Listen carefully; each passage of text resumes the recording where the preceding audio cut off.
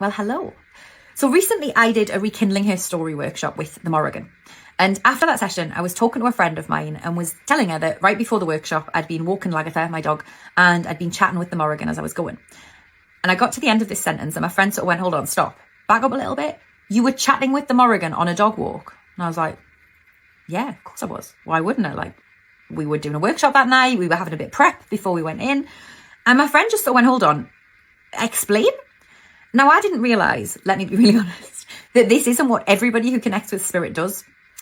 So let me start by saying I'm really boundaried with spirit. I don't let them into my bedroom. I don't let them into the bathroom when I'm in there. There are certain things they're just not allowed to do.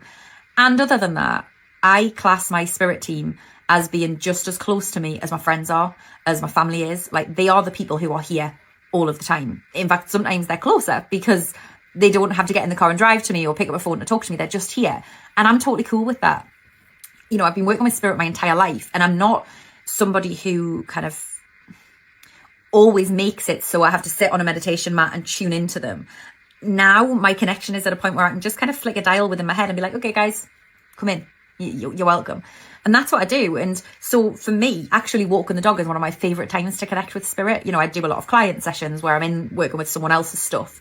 I do a lot of readings where I'm tuning into spirit actively for someone else and tuning into their guides and their helpers. And I love doing those things. They're amazing. And it means there's not always the time to connect to my guides and my helpers and the energies that I'm working with on other projects. So dog walks are a perfect time as I'm kind of pulling my shoes on, pulling my coat on. I'll be like, all right, guys, who's coming? And especially if I'm doing a workshop like this one with the Morrigan, it's a perfect time to just say to them, all right, come along.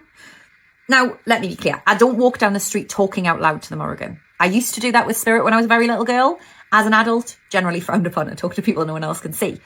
I also, so, you know, with that in mind, I'm very conscious that there will be people out there who say, well, does that mean you're making it up? And I get that. And there have been times in the past, before I kind of really cultivated my connection, where I thought I was.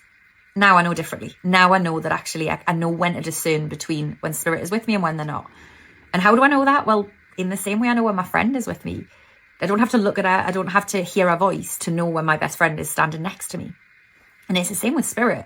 And I think that's something we can all do. It's something that I'm dead passionate about us all doing. Not necessarily because we all need to channel the wisdom that they're sharing or to do readings. Although if we want to, that's cool.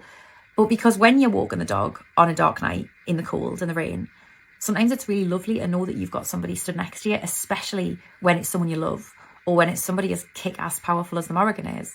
And it's really cool if they also get to share some insights and some wisdom with you as they're going.